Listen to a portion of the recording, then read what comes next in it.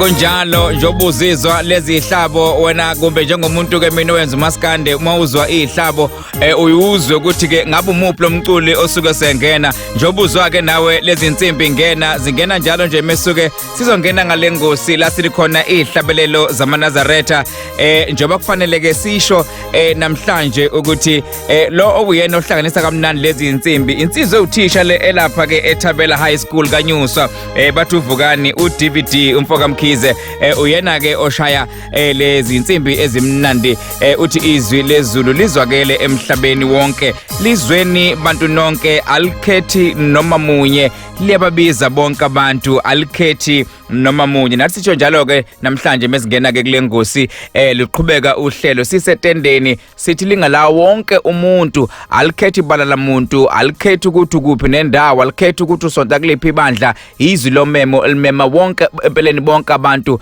akusho mina kusho uDr Ngogi Mahaya kuyena ke esiye sibe naye la esisiza ke ukubheka nje ukuhlola imbhalo Luke 28 verse 45 khona wabe sevula ingqondo yabo ukuze baqonde imbhalo dokotela ayi angubingelele jama kasilwane namhlanje ekseni osuku olukhulu kusuku lesabatha ayi mfowethu namhlanje sibhekene nengwadla okufanele kuba siyaqeda lapha sesikhiphile izixazululo zakhona kodwa bengajabula amacingwane ukuthi namhlanje umuntu ngoba sikhuluma lapha ngenkolo sikhuluma ngenkolo sikhuluma ngebandla lamaNazaretha sikhuluma ngomqalo wendlela kodwa ngenkolo sesithatha njengenkolo yaseAfrika ukuthi nje ke ngikhumbula ukuthi iziphi izinto ngokwama-Afrika ofunekele sizikhumbule ngaphambi namhlanje siphendula imibuzo engicabanga ukuthi abalaleli bayilindele ngamehla abomvu basiphendule kodwa ke ngoba siyazisa lapha senza umsebenzi wokwazisa ukuthi umuntu akakazise nje ukuthi ke akulona kuphela ibandla lakwaShembe ngoba sithi nje inkolo yaseAfrika elathola kwizinto zalo zicindezelwe noma zixhoshwe ngezinyawo ngiyakhumbula nje ukuthi ke ngo1813 ke buke kwatholakala ukuthi kunamathempela amabili akhona enye inkolo amathempela abizwa ukuthi Abu Simbel ayesungule uRamses II azatholakala nge-13th century ngaphambi kokuba uKristu abekhona aze atholakala ngo1813 zolo lokho ngiyakhumbula futhi ukuthi umuntu omunye umlando lapha eIvory Coast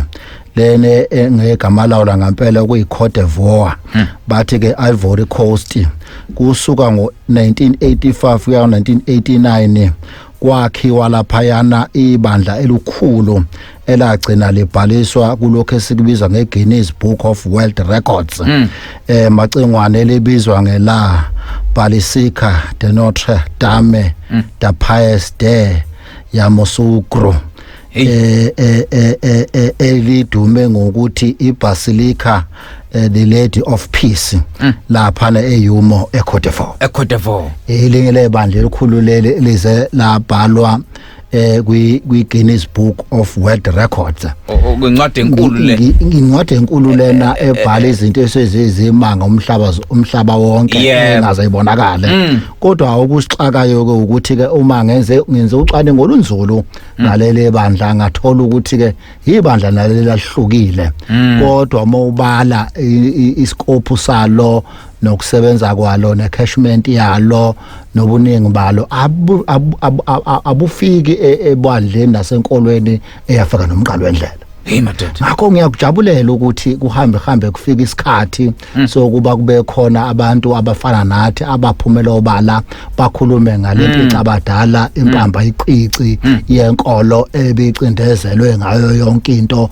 kodwa sikwazi ukuthola ithuba esikhathini sanamhlanje ukuba ke siphumele obala sikhulume ngayo sengiyakhumbula nje ukuthi ke lapha kuma Muslim kuthena ngo1993 zolo lokho lapha ezweni edolobheni esilibiza ngeCasablanca elise Morocco. Kwasunguleka ibandla elikhulu elingelesibili ngobukhulu kulomonxa wenkolo elilandela ilele sithi Masjid Al-Haram elelaphana eMecca. Nase Morocco khona lapha eAfrika ukhona iMoscow enkulu ebizwa ngaHassan the second. Leya Moscow yona enkulu number 2 emhlabeni wonke jikelele. Ngakho macengwane kubalekile ukuthi abantu sibavula amehlo ngoba kwesinye isikhathi masikhuluma ngenkolo nokucindezeleka kwayo kube ngathi sisenga mhlambe ezimithiyo. Macungane ngangijabulisa futhi ukuthi esikhathi esidlule ngeke ngakhuluma ngokuphambaniswa komlando kugcine singazi imvelaphi yezinto ngoba ziduswa ngamabomu. Awubheke nje khona lapha komakhelana bethu ngoba ukhona umlalelo kwewakhala ukuthi izifundiswa zikhuluma kakhulu ngezinto ezi-international zingabuye ekhaya. Izinto zakho zaleyo mazwe phesheya. Morocco phela bengisekhaya khona phesheya. Saqala sikhuluma ngeGibhithe ayikho phesheya ikhona la. Ngifuna ukuya lapha komakhelana eZimbabwe. Kunendawo enkulu i-destination kwezokuvakasha edoba umhlaba wonke kuthiwa iVictoria Falls okusuka abantu amazwe ngamazwe bezobona lempica abadala Victoria Falls. Kodwa ngifuna ukusho ukuthi akuyona iVictoria Falls leya. Leyana imosi oya Tunya athi amaZimbabwean ishinotimba. Igama laleya nto lena ibizwa ngeshinotimba. Kwathi ke ngokufika kaDavid Livingstone omunye umuntu ohamba explorela nje ehamba eyibhekela wayeqhamuka eScotland. A Scottish explorer by the name of David Livingstone wasefikele endawo eqamba esethi ke manje ke iVictoria Falls eqamba ngoQueen Victoria wakhona le phesheya. Usuka le eScotland uzobona into enhle la eAfrika. Useyiqamba ngomholo wakhe. Useyiqamba ngombuso wakhe. Lakhuma abantu abaningi nje abazi ukuthi ishinotimba leya. Bafethu. Akuyona iVictoria Falls, ishinotimba. Njoba nathi sinendawo edumile lapha kwaZulu Natal umlando ofuneka bayazi noma uyikholwa noma ungelona kodwa kufuneka wazi ukuthi nendawo kwadekuza. La endaweni elembe leqama yamalembe kodwa bathi sasiteng ngokwafika uSteng. Abona ke asishiyeke lapho kodwa ke into ezithi lethu siqhathanise ngoba babethu amabe yakwamanye amazwe bafike bangayishintshi izinto zalawo mazi babeshintsha ngapha kuphela eAfrika.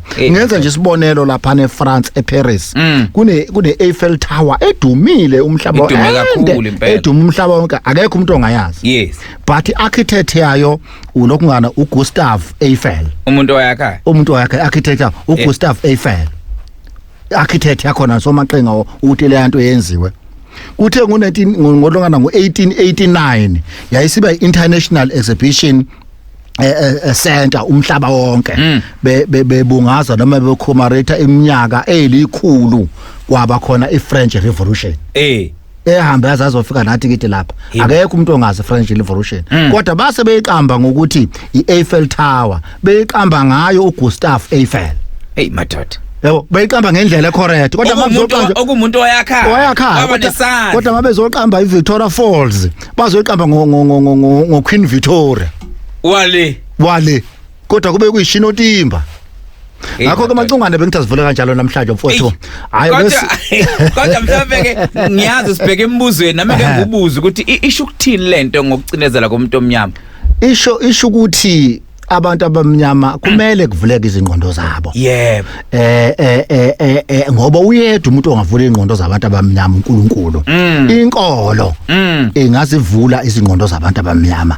Nokuthi elize liphumaphi inkolo yabamba elikhulu kabe eqhaza. Ngelinye ilanga mangothola ithuba ngoke ngisho ukuthi inkolo yabamba elikhulu ngaleqhaza. Ebese ngichaza kakhulu ngalena ubuhlelo lwenkolo yakwaShembe lolu. Ngichaze ukuthi ke inkolo yakwaShembe yabamba leliphi iqhaza.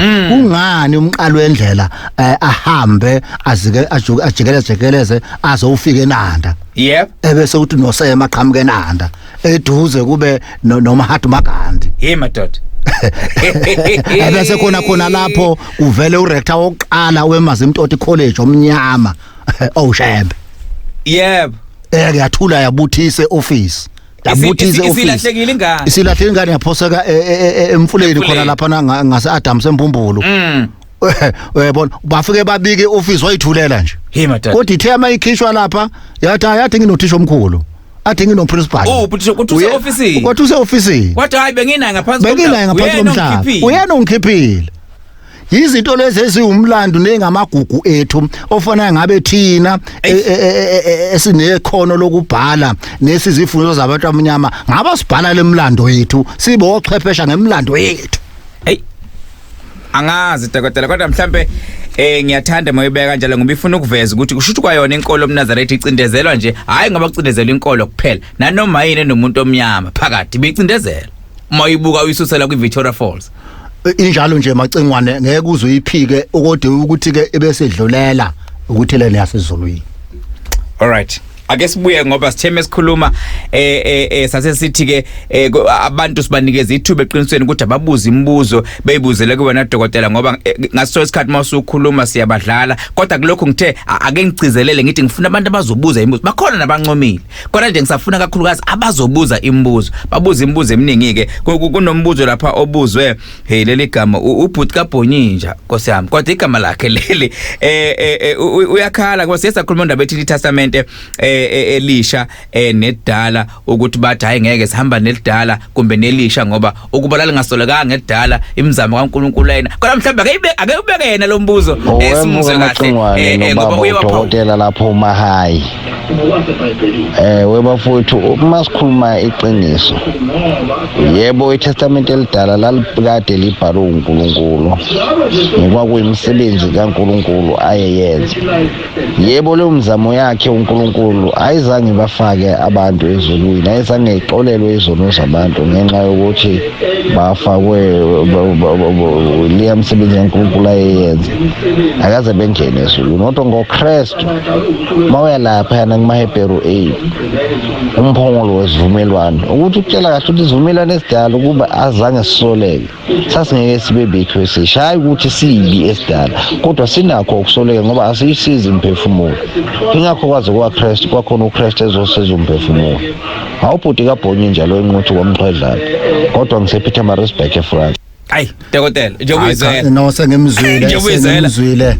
sengimzwile insizwa lena enegama ke engazi ngalibiza kanjani ngoba ngokwesambulo 22 verse 15 yeah manje kuyangivimba esambulo 22 verse 15 ayikwazi uthi sekubheka cabamba obhayeka ngoba uyasho ukuthi ngaphandle khona bese kuyabala ubala nalo igama lalensizwa uthi uyayibhonya lento ukusho ibhonya ngenxa yasisambulo njalo kodwa sawe sifike lapho siyikhuluma kodwa ke mhlambe ke umfowethu lona singamkhumbuza nje ukuthi kwesinye isikhathi alandele izingxoxo zethu noma ukubheka kwethu imibhalo kule ngosi ngoba lo mbuzo ubuzayo kukhona la esike sawuphendula khona sikhuluma ngeTestament elidala neTestament elisha sikhuluma kakhulu sigcizelela ukuthi ke uMose emthethweni eyishuma ayithola ilotshwe ibhebheni zamatshe inikwa uNkulunkulu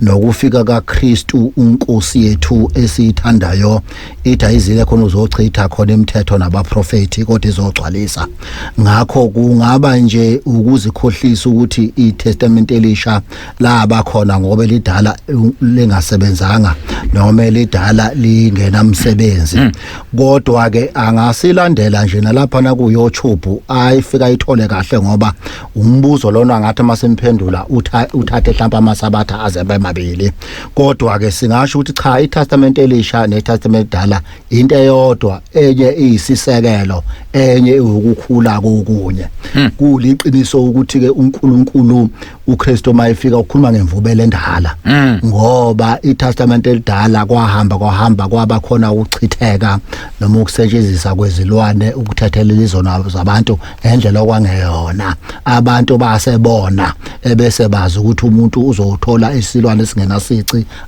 asekumpriest umpriest ebese emthethelela izono zakhe kanti kuludaba olude singathi amaselixoxa ingakho ke uNkulunkulu wabesinikela ngendodana yakhe izele-yodwa ukuba izofela izono zezwe izono zomhlaba ukuze igazi elalixhashazwa lezilwane likwazi ukuphepha kodwa lokho kwakungasho ukuthi igazi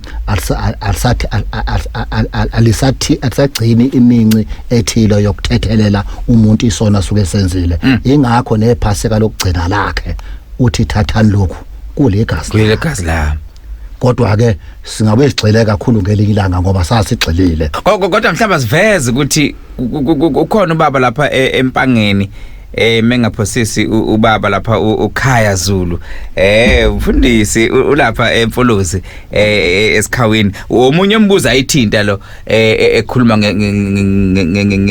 empela ngeTestament elidala ukuthi uba lezivumelane asibanga nakho ukusoleka sasingeke sibe khona isidingo sokuthi kube khona leli lisha shuthi uba khona kwaleli lisha sekalibulala leli lidala cha into amayisoleka isuke ngasho ukuthi empeleni masingathi sisole iTestament shuthi sisole uNkulunkulu uqobo masisole iTestament elidala ngoba lakho uNkulunkulu uqobo nemithetho eyishumi uNkulunkulu ayinika uMoses yayibhalwe uqobo kwakusoleka ukuthi abantu baphuma emthethweni kaNkulunkulu ikhathi ngekhathi uNkulunkulu waze wacunuka wathi uzoba jezisa ngezona ababezenza sebezakhela ithixo bona sebekhoza ithixo bona bengasamkhunzi umveli kuqala bengasamkhunzi uSumakada bengasamkhunzi uThixo bengasamkhunzi uJehova bengasamkhunzi uNkulunkulu bese kungasamkhunzi uQamatha uNkulunkulu wacunuka wabashaya uthe amayisebashayile wabe futhi wabazwela wasebathumela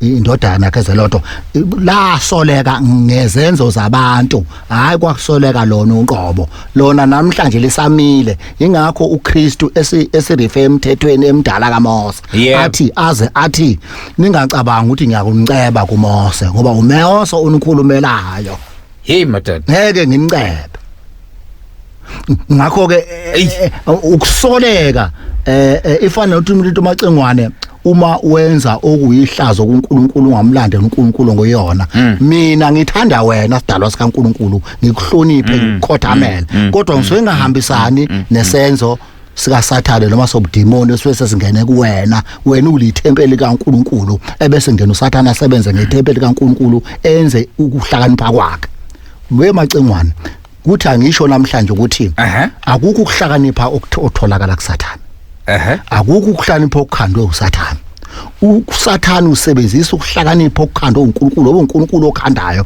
ebese futhi uSathane edukisa ukuhlakanipha kwakho wena okuphu uNkulunkulu asebenza ngakho yena imisebenzi yakhe kaSathane ingakho noSamson mayecela uNkulunkulu wacela ukuhlakanipha ngoba ukuhlakanipha okukaNkulunkulu kucelwa kuNkulunkulu okwaNkulunkulu ukuhlakanipha akhona ukuhlakanipha kwasesogweni kodwa uqhamuka uSathane asebenzela ukuhlakanipha lokho ebese edukisa abantu hey no ngiyizwa ngoba ibilapha ekuthenini kuba solekanga yabo abantu bakhala kakhulu lapho impela sasoleka ingakho phela kwakudinga uKristu afele izono zabantu ngoba abantu babesoleka besoleka kuyona imithetho abantu base bekhande yabe imithetho ngake ngakhuluma ngesabatha losuku lesikhombisa namanye amasabatha abantu abasebezakhele wona engamajadu abo yiwo lawona athi uPauli angabikho umuntu lahla ngamasabatha okay siyaqhubeka kodwa nje ngiyicabangela dokotela la ngiyicabangela nje ukuthi uDavid uNkulunkulu eqhenya kangaka ngaye kwazi ukuveza ubukhulu bakhe ngoDavid ekwazi ukunqoba uGoliath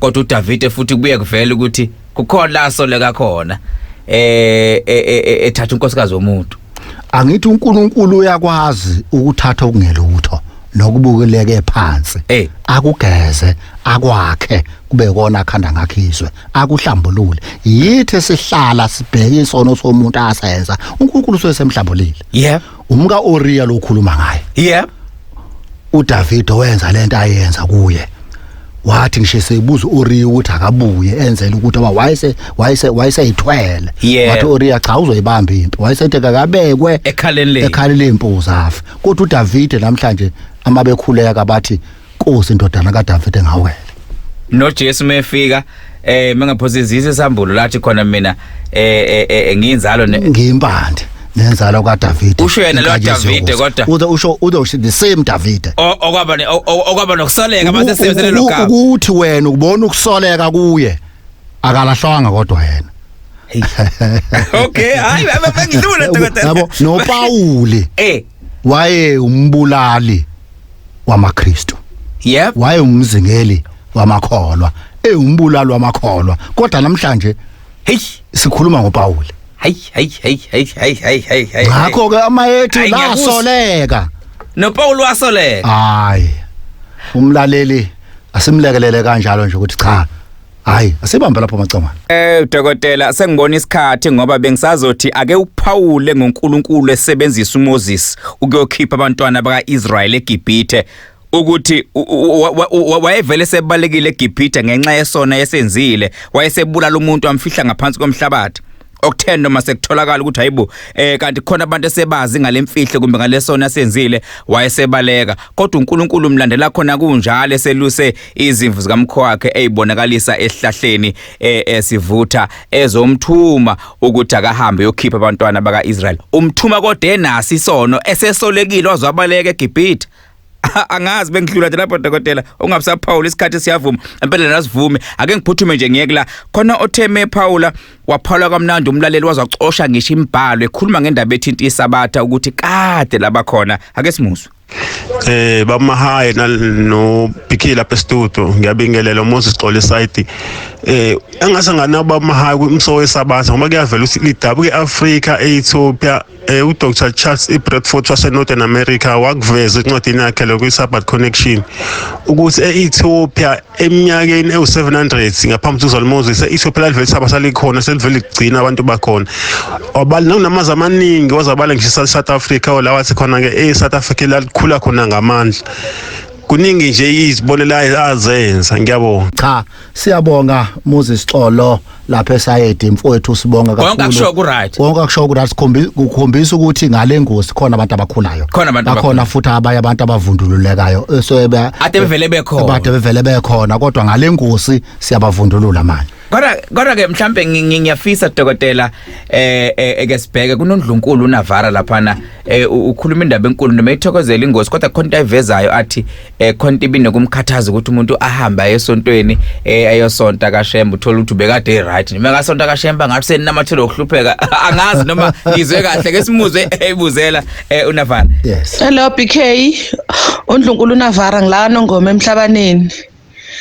Inkosami ngicela nje ukudlulisa ukubonga nje okukhulu ngenkonzo yasekuphakameni ayingiphuthi nangelilodwa ilanga yebo ngisayoni kodwa ave ingibusisa into nje engiyithanda kakhulu kuningi sengichazeleke kukona ngenkonzo yasekuphakameni ngoba benginokuthi ke ngibona umuntu mhlambe ekade ephila kanconywana ahamba ayoyinikela ekuphakameni bese nje ubona sengathi sekushabalala konke sekuphela kwakhona lokho akade enakho so inhliziyo yami iba buhlungu ukuthi why lo muntu athi kade engakangeni ekuphakameni enele ngayinikela khona ngibone sekuvele kugcuca kakhulu manje into zakhe since kuqale inkonzo yasekuphakameni ngiyilalela ngiye ngayithola lento njengoba dekhuluma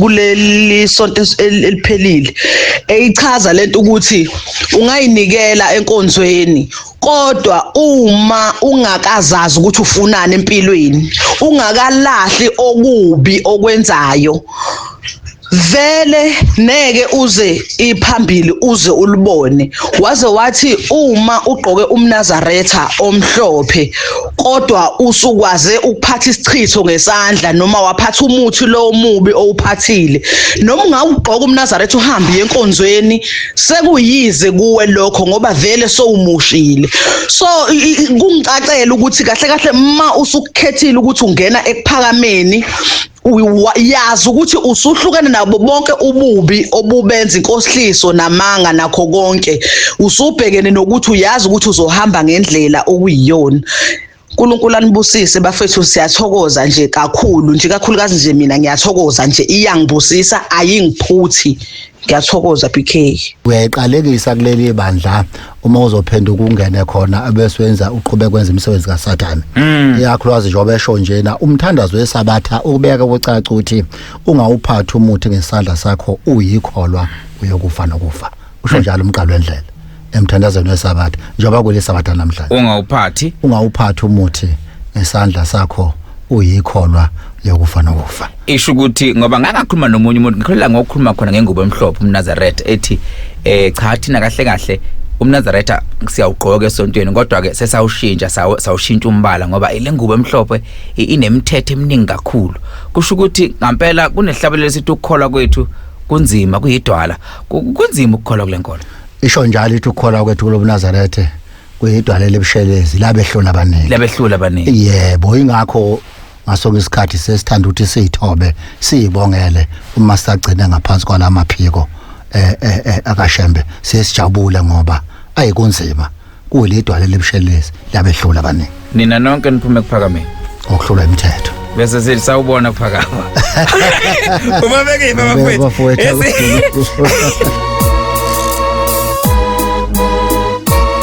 Tekatela asibambe la na umlaleli ngasekhaya kodwa kasisho ukuthi ke isemningi kakhulu imibuzo esasoloko siyibheke njalo nje kule nyanga kaNovember. Imibuzo ke ibuzwa abantu esingakayiphendule, eminye yabo babuza ukuthi uShembe uyakhothama yini, khona ubuza ukuthi ngabe uthini uShembe ngokulawula komphefumulo ngosuku lokugcina. Khona basafuna ukukhuluma ngendaba ethinta iSabatha beze bethinta iPhasika, abanye khona bathi kodwa ifundiswa ziyayibulala eAfrika ngoba meyikhuluma zikhuluma bese ziwela ziyaphesheya sibheke ngisho imibhalo ebhalwe ephesheya. Angazi noma usho kuwe dokotela la kodwa noma kanjani ke ngesonto elizayo eminye imibuzo esobe siyiphethe la mesikhuluma ngengosi ihlabelelo zamaNazaretha. Sikhuluma ngehlabelelo, siyaphuma ke namhlanje siphuma ngawo futhi umkenenezo wensizwa lapha ke uDVD Mkhize namhlanje ke ushaya ihlabelelo esijule kakhulu, ihlabelelo 233. Thixo wami dwala lami wena ungikhohlwe ngani, angane ngiyalila imihla yonke ngokuhlushwa isitha sami, abahluphi bambona bayangizingela njalo, basho imihla yonke bathi uphi uThixo wakho. Mphefumulo wami udumaleleni, methemba uThixo wakho ayikho enye inqaba. Sokuqala.